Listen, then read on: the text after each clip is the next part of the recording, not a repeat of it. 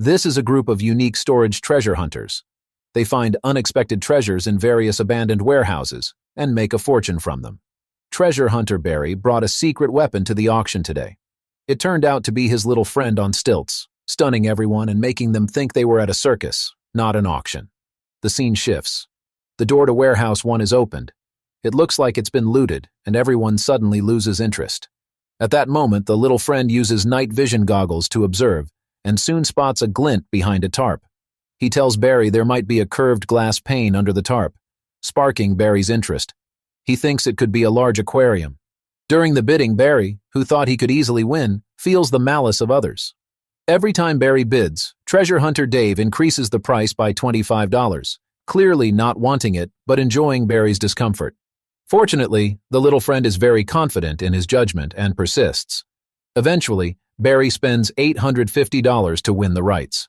In Warehouse 2, unlike the empty first one, this one is packed with boxes of various sizes. Treasure hunter Darrell thinks it's just a rat breeding place, unlikely to have anything valuable. However, these boxes ignite Jared's gambling spirit. He decides to take a chance, and Dave seizes the opportunity to drive up the price. Jared ends up paying $350, well over his budget. While others are busy auctioning, Barry and AJ check their spoils. Barry removes the tarp and finds a 1950s BMW underneath. They almost jump for joy.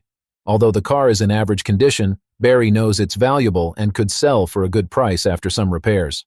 At Warehouse 3, when the door opens, everyone is excited, as it seems to be a major find. It's filled with brand new large equipment, likely left by a closed restaurant. All the treasure hunters are eager to bid. Jared, knowing he doesn't have enough money but seeing Dave and Darrell interested, boldly raises the price to $72,000. However, Dave, confident, ends up defeating Darrell and other bidders, securing the purchase for $2,600. Meanwhile, Jared and his wife go to their warehouse too. After searching, they only find a magnifying glass and a bunch of insecticide. His wife is disappointed. Undeterred, Jared climbs onto the boxes and actually finds a box containing a watch priced at $950. At Dave's place, his truck has already unloaded the contents of the warehouse. Now, the exciting treasure hunt begins. An ice maker, a coffee machine, 3 freezers, a double deep fryer, a double-door large refrigerator, and a thrilling lineup of items. These appliances are worth nearly $20,000 in total. Back to Jared, he and his wife, with the watch in hand, seek a friend's appraisal. The friend removes the back of the watch and hesitates, but ultimately informs Jared that the watch is fake. Jared is disheartened. After selling other small items for $50, he ends up with a $300 loss. Over to Barry, he visits a car museum to view a 1950s BMW that could fetch $60,000 in good condition. Containing his excitement, he shows the car to the curator, who is shocked by its poor state and declines to restore it. Barry, not wanting to repair it either, decides to sell the car to the museum. After some negotiation, he sells the BMW for $3,100, earning a net profit of $2,250 after costs. At treasure hunter Darrell's side, he brings his son Brandon to the auction today. Treasure hunters Jared and Dave are also present. The scene shifts, and Warehouse 1's door opens, revealing unopened boxes. Dave quickly spots his target item, a collection of fishing rods in a corner, possibly including a bamboo rod valued at $3,000. Before Dave can place a bid, Darrell mocks him, claiming they're just unwanted bamboo sticks, certain he won't bid. But during the bidding, Darrell keeps raising the price, finally giving up when it hits $1,800. In the end, Dave secures the purchase. At Warehouse 2, filled with boxes of DVDs, Jared and his wife Brandi are keen on this warehouse. To keep it from Darrell and Dave, Jared decides to let Brandi bid. Unnoticed by others, she participates in the bidding. After it concludes, Darrell and Dave realize Brandi is Jared's wife, which frustrates them. Eventually, the Jareds spend $800 and secure the purchase. While others move to the next warehouse auction, Jared and Brandi start inspecting their spoils. Then, Brandi finds a safe behind the boxes. Jared, thrilled, immediately smashes it open with a hammer, only to be disappointed by the worthless newspapers inside. At Warehouse 3, this is a small warehouse. Apart from a small stove and a few boxes, there's nothing else of value visible. Seeing this, few treasure hunters are interested. Darrell, adhering to his principle of making others pay more even if he doesn't want the item, continually bids maliciously. When the bid reaches $300, Darrell immediately raises it to $400. Eventually, Darrell reluctantly buys it for $400. Moving to Jared and his wife, they can't wait to start moving the items from the warehouse. First, they find an unopened speaker, followed by more good news. Headphones, DVDs, PSPs, totaling 12 brand new electronics worth about $3,000. Jared can't help but praise his wife's eye for value. They sell the electronics for $2,300 after deducting the cost of $800, netting $1,500. Over to Darrell, he estimates the small stove's value at $250 and comforts himself thinking he has made half his money back. But then he switches to surprise mode. His son Brandon brings a heavy box to the table, opening it to reveal, underneath a pile of movie posters, a can of coins from the 1940s, valued at $3 each. The surprises continue as they find more, with the box full of various commemorative silver and gold coins. Darrell excitedly exclaims. Back to Dave, he starts inventorying his loot, a collection of hand tools, 2 guitars, a bunch of cameras, lots of brand new fishing gear, and valuable fishing rods. Eventually, Dave sells the warehouse items for $9,000, deducting costs of $1,800, earning $7,200. The scene switches back to Darrell. He brings the commemorative coins to an appraisal center. After evaluation, the owner values the silver coins at about $4,100. Adding the earlier stove and small items, Darrell ends up with $6,232 total, netting a profit of $5,832. Back to treasure hunter Dave, just arriving on the scene, he interacts with Darrell and doesn't forget to flaunt the cash in his pocket. The scene shifts to warehouse 1 being opened, looking like a closed-down beauty salon, with only some empty cabinets and salon chairs inside. Dave and Darrell are not interested, but Jared's wife likes the salon chairs. Seeing his wife's interest, Jared gets anxious because the items look heavy and worthless. Barry is also interested in this warehouse. During the bidding, only Jared and Barry compete. Ultimately, Jared stops raising the bid, and Barry wins the purchase for $275. Moving to warehouse 2, it clearly contains a brand new trailer. Although Dave verbally downplays the items, Darrell sees right through his tactic and decides to press hard during the bidding. This bidding was especially fierce, a battle between Dave and Darrell. As the price soared, Dave eventually spent $3,900 to secure the purchase. The scene shifts to warehouse 3, which has just been opened, containing only some memorabilia and Christmas items. Jared calculates in his mind but realizes he has no chance after seeing Darrell and Dave's interest. As the bidding starts, Dave follows Darrell, raising the price, and after pushing it to $850, Dave abruptly stops bidding. It seems he was not really interested, but simply wanted to provoke Darrell, who ends up buying it for $850. Over to Jared and his wife, they end up buying nothing today, and Brandi says she is furious. Jared, scared, quickly drives away. Back to Darrell, he starts sorting his items. After finding a camping stove and some towels, he feels he might face a loss.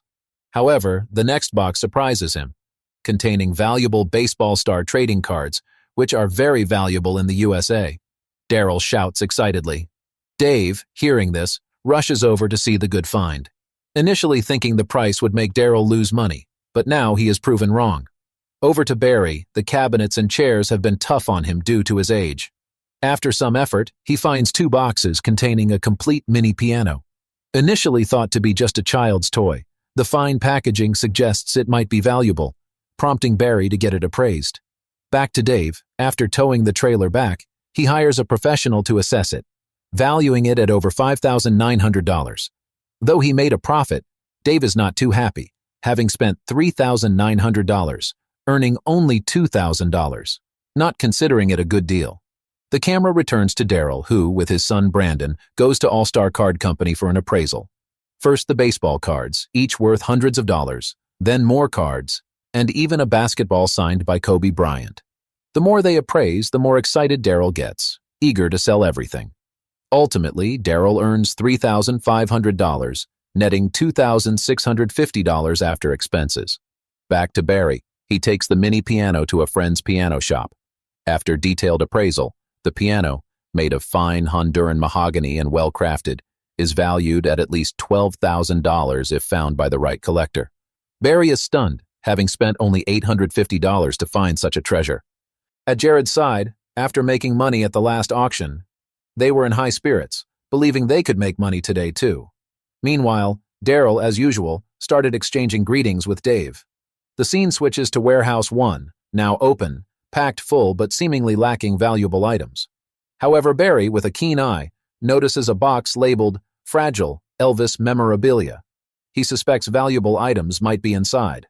Apart from Barry, Jared also sees potential in this warehouse. The bidding soon becomes a duel between the two. When Barry bids $600, Jared angrily shakes his head, but Barry succeeds, acquiring it for $600.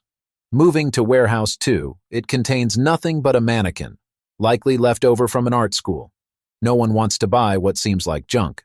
However, Darrell is interested, having previously sold a similar item for $1,500, knowing its true value. While Darrell and his son discuss, Dave eavesdrops nearby.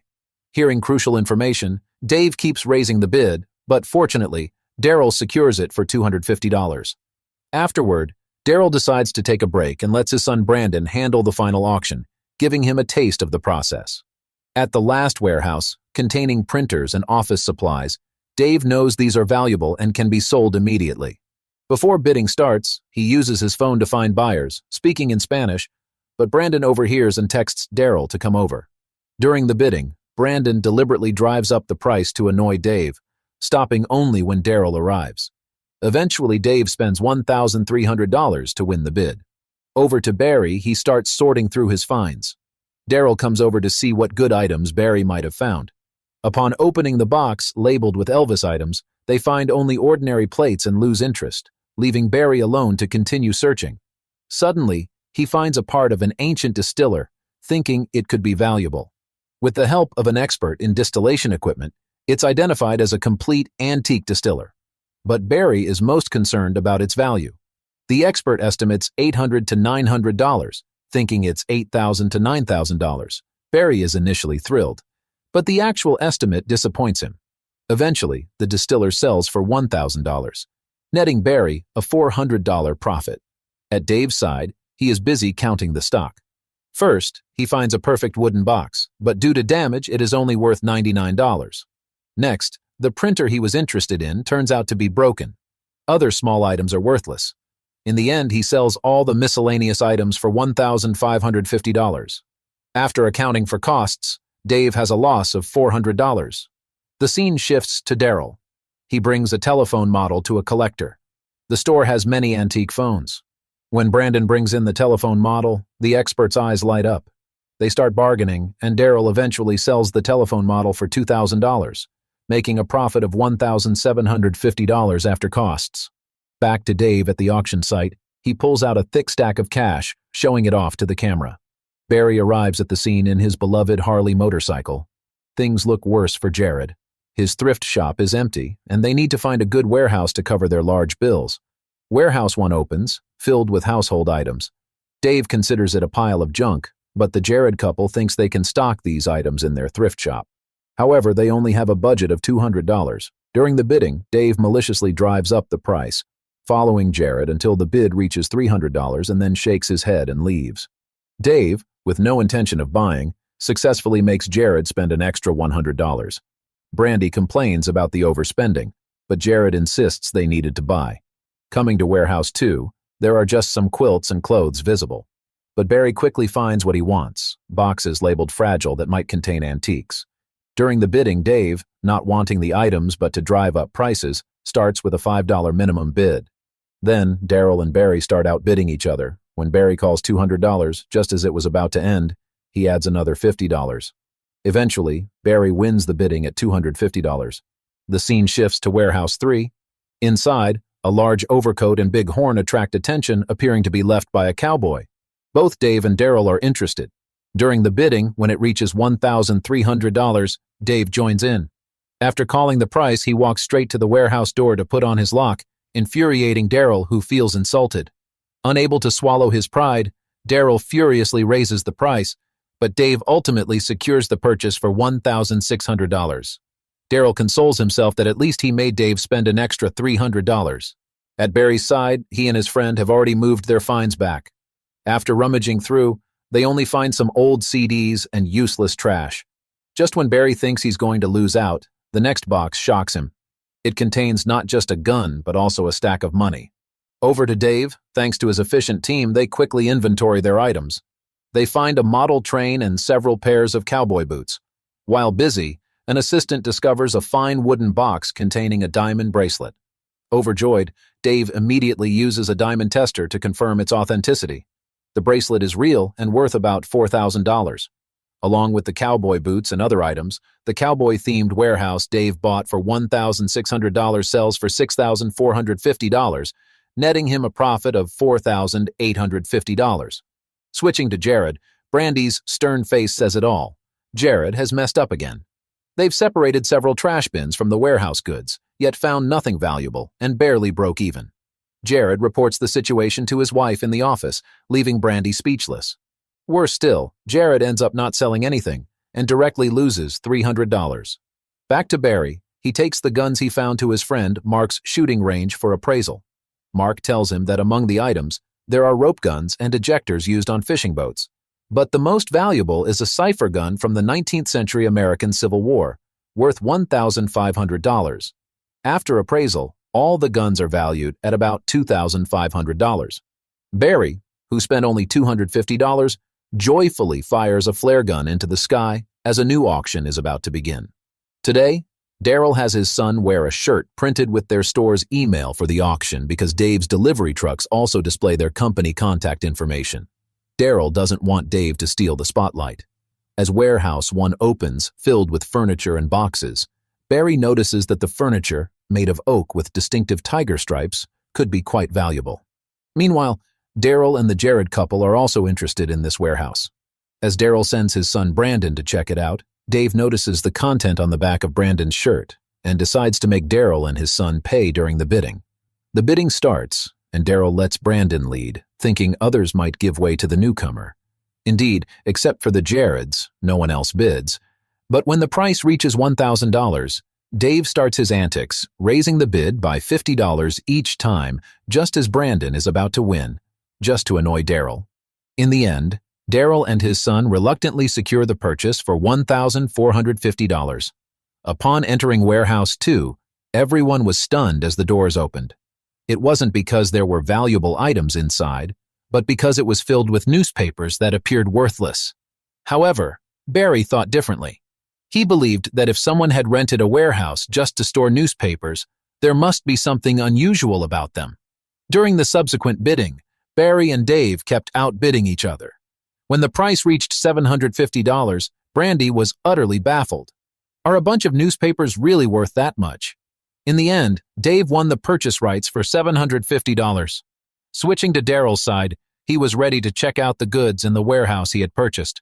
Just as he arrived at the door, he found the Jared couple already there, keen to see what was inside. Darrell sternly told them to leave, and eventually the Jared couple had no choice but to go.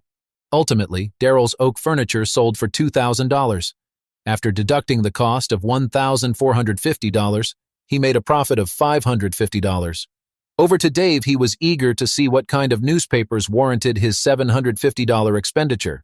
Upon reviewing the content, he excitedly exclaimed, "They turned out to be original newspapers reporting on Elvis Presley's death.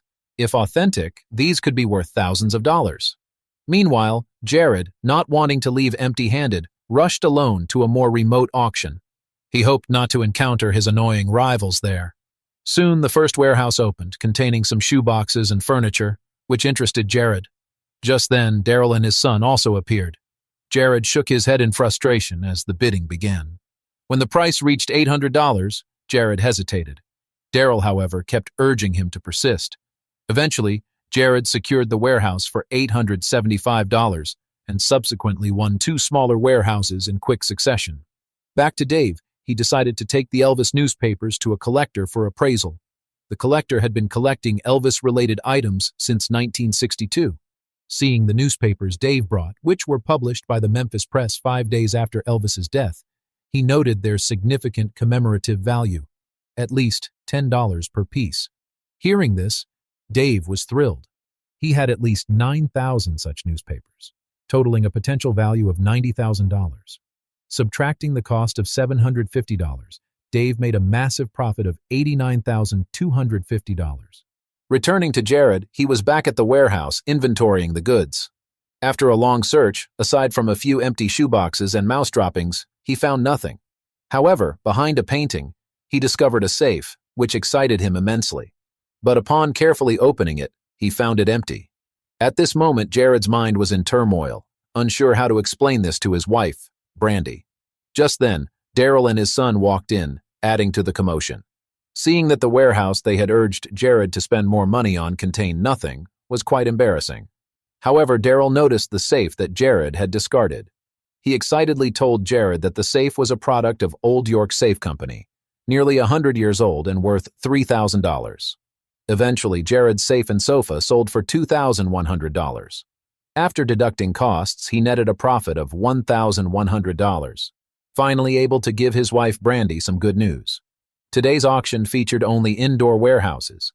Dave thought these were the least valuable, but Jared disagreed. He brought $2,000, ready to make significant bids.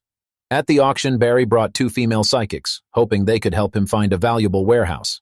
The interaction between Barry and the psychics made the other treasure hunters too embarrassed to speak. Soon, Warehouse 1 opened. It was clearly a furniture warehouse filled with wooden tables and chairs. Jared felt these items were not the best, but were perfect for his second-hand store. Barry's psychics stood in front of the warehouse, waved their hands dramatically, and then told him there was nothing valuable there. During the subsequent bidding, the Jared couple pushed the price to $700, thinking they had secured the warehouse. However, Dave kept outbidding them, raising the price just to trouble Jared. Watching Jared increase his bid again and again, Brandi could not understand why Dave kept antagonizing them. Eventually, Jared was forced to spend $1,700 to secure the purchase rights. Switching to Warehouse 2, as soon as the door opened, Barry noticed a V8 engine inside, something he was interested in. However, he decided to let the psychics feel it first. After sensing, the psychics told Barry there was dark energy in the warehouse, which was bad and could affect his family. This, however, made Barry even more interested. Over to Darrell, he began mimicking the psychic's gestures, trying to feel the warehouse himself, which amused everyone. But Dave had had enough. He could no longer tolerate these disruptive behaviors, and after arguing with Barry, left the scene. Fortunately, Barry was unaffected by the incident. In the subsequent auction, he secured the purchase rights for only $550, eager to see if what the psychic said was true. Back to the Jared couple, during a break in the auction, they started to inspect the warehouse they had spent $1,700 on, hoping to find valuable items. However, due to the volume of items and some boxes that could not be opened yet, they could only hope that the contents would not be too disappointing. Arriving at Warehouse 3, it seemed to be the cleanest warehouse in history. Inside, there was only a small box and a vanity mirror, with nothing else superfluous. The bidding was exceptionally simple. Darrell spent just $3 to symbolically secure the purchase rights. Eventually, the vanity mirror sold for $30. Happy with his gas money, Darrell went home. Over to Barry, he had brought psychics to the warehouse to search for dark energy. First a chainsaw, then a grinder, and an engine. These items looked fierce, but not sinister. However, they were already valued at $700, so at least he wouldn't lose money. Next, the psychics handed Barry a box. Opening it, Barry was startled to find a skull model inside. Suddenly, he felt the warehouse was not good at all. Over to Jared, after hauling the items back, besides furniture, all he found were toys. Jared felt instantly upset. He had spent $1,700 only to bring back so many toys, which wouldn't cover his costs. Reluctantly, he decided to have the toys appraised, hoping for a last chance. Barry, meanwhile, took the discovered skull to a museum for valuation. The collection manager told Barry that in the mid-19th century, Americans and Europeans highly prized such items. But the skull he brought was a replica. Eventually, Barry's tools and skulls sold for $950.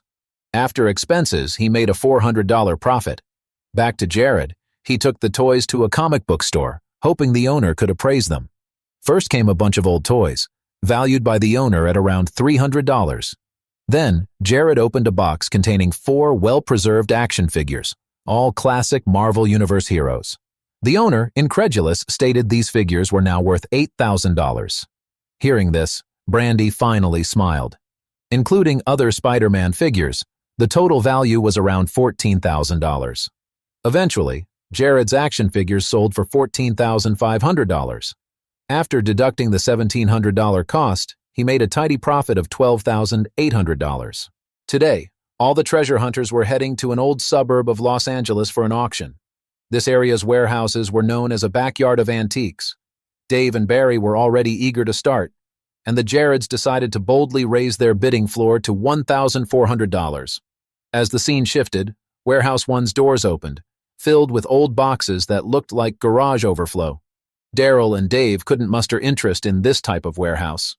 Jared, thinking of finding a bargain, bet there might be something valuable inside, while Barry was drawn to a pile of old matchboxes, guessing that the original owner might have been a collector, and there could still be other valuable items inside. During the bidding process, Jared had just placed a bid when Brandi started glaring at him. Feeling the pressure from his wife, Jared didn't dare to raise the price any further. Eventually, Barry won the purchase rights for just $375. Arriving at Warehouse 2, it was packed full. Besides various aluminum furniture, there was surprisingly a wheelchair. Jared and Brandi felt that their $1,400 should be spent on such a warehouse, so they began bidding. It turned into a bidding war between Jared and Dave.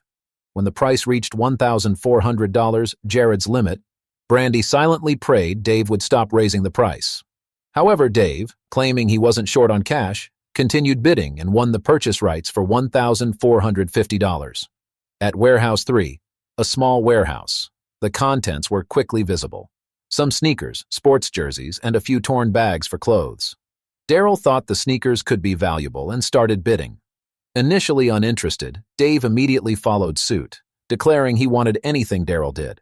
When Dave bid $400, Darrell played a psychological game, delaying his next bid to make Dave think the price had peaked. At the last moment, Darrell added $50 more, and this time Dave didn't follow. Darrell secured the purchase rights for $450. Over to Barry, after rummaging around in the warehouse, he found nothing but trash. Then, he spotted a locked cabinet, which piqued his curiosity.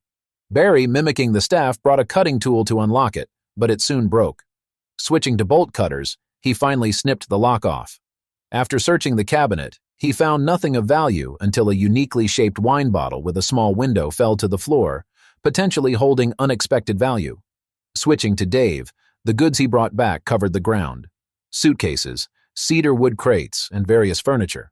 After evaluation, these items alone could sell for $4,875. Additionally, an old cane found in one of the boxes excited him. If it was an antique, the revenue could multiply. At Darrell's site, he was fiddling with a damaged painting. Behind the frame of the painting, they discovered 2 stacks of $100 bills, totaling $1,750. Although the other items in the warehouse weren't valuable, Darrell still made a profit of $1,300 with the cash found. Dave is currently taking the antique cane he found to a friend for appraisal. His friend is a high-end collector who values one of his own canes at tens of thousands of dollars. However, the appraisal for Dave's canes is disappointing, totaling only about $1,000. Despite this, adding his previous earnings, Dave has made $5,875, with a net profit of $4,425 after deducting the $1,450 cost. Over at Barry's side, he rides his Harley with the small windowed bottle to a friend's place for evaluation. The item is identified as a vintage piece from the last century, valued at $450. Due to its rarity, Barry decides to keep it, ultimately making no profit and incurring a loss of $375. Today, the 4 treasure hunters are heading to a college town in California to attend an auction. Barry, though acknowledging that students are often broke with not much to offer, believes college towns can hide valuable treasures collected by professors. He wears his lucky socks for the occasion. Dave, expecting big moves, hires a professional moving company, costing him $600. At Warehouse 1, cleaning supplies likely left by a school janitor are found. Jared and Brandi, who like buying everyday items, think these tools perfectly fit their thrift store's needs. For Dave, these items are too low-end to interest him. Without Dave's participation, Brandi easily secures the purchase rights for $650. At Warehouse 2, a small and cluttered space with old boxes piled high, Barry spots a 1970s monkey wood bowl he wants. Darrell is interested in a half bicycle that might be valuable. The warehouse is too small for Dave, and the transportation costs would exceed the auction price, making it not worthwhile. In the bidding, Barry and Darrell compete for the warehouse, with Barry eventually spending $500 to win. Dave, not wanting the $600 moving fee to go to waste, rushes to the next auction. Meanwhile, Barry eagerly starts sorting through the items from his purchase. Aside from the monkey wood bowl, the rest seems like junk filling the aisles. But then, Barry discovers many old records in a white box, potentially quite valuable. Dave has arrived at the Long Beach Storage Center for a new auction and runs into Darrell, who also didn't buy anything. Dave makes a taunting gun gesture at Darrell, aiming to intimidate him right from the start. The new warehouse was quickly opened, and Darrell immediately spotted an electronic keyboard hidden in the corner. He knew it could be valuable. Meanwhile, Dave was satisfied with the quantity of goods in the warehouse, feeling it was worth the $600 transportation cost he spent. However, Darrell secured the purchase for $400, a price that exceeded Dave's estimate for the warehouse. After acquiring the warehouse, Darrell couldn't wait to show off the electronic keyboard to Dave, who scoffed and turned away to look for another target warehouse. Darrell quickly checked the keyboard only to find that it was just the packaging box, containing only a manual and foam padding. Disappointed, Darrell quickly searched the warehouse but found nothing of value. Seeing Dave return empty-handed, Darrell started to boast to the auctioneer, Nick, in a dramatic tone, claiming the warehouse had good items that he didn't need and wanted to sell off. Standing nearby, Dave, not wanting to waste the $600 moving fee, quickly joined in to eavesdrop. He ended up buying the warehouse from Darrell for the original price of $400. Darrell continuously bragged about successfully selling what he considered trash to Dave. Over with Barry, he took some vinyl records to a friend, a professional record collector, for appraisal. The oldest record was valued at $100, which made Barry think he could make a profit. However, the rest of the records were only appraised at $10 each. Barry couldn't hide his disappointment as his records sold for $325 total, resulting in a loss of $175 after subtracting the $500 cost. Jared, on the other hand, found small items in the warehouse worth $239. He was most excited about a large industrial sprayer, boasting to his wife Brandi that it could earn them thousands if it worked properly. The camera then switched to Dave, who started to inventory the goods he had spent $600 to transport. Fortunately, the miscellaneous items together covered his costs. His assistant then found 2 scuba regulators in a backpack, valued at $1,000 total. At this point, Dave was extremely grateful to Darrell. Eventually, Dave sold everything for $1,967, earning a profit of $967 after expenses. Back to Jared, he called a friend to help appraise the sprayer. The friend confirmed that the engine was good, all parts were present, and it was relatively new, estimating its value at around $3,500. Jared and Brandi were thrilled. In the end, the sprayer and miscellaneous items sold for $3,889, netting them a profit of $3,239 after deducting the $650 cost.